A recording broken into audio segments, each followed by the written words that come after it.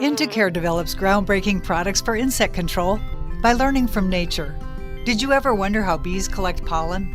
Flying insects get charged when they fly by the friction of their wings. When the positively charged bee lands on a flower, the negatively charged pollen is efficiently transferred to the bee's body.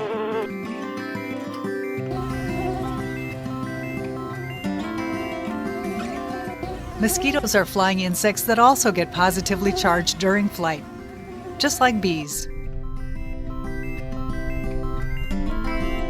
Using our Intacare insect tech, we develop netting with static charge. Thanks to the static charge, small particles of biocide adhere to the netting.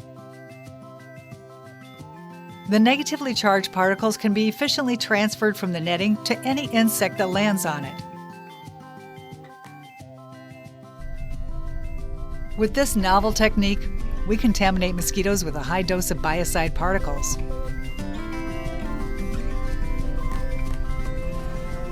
This technique can break insecticide resistance. It is used in unique Intacare products to fight malaria and dengue mosquitoes.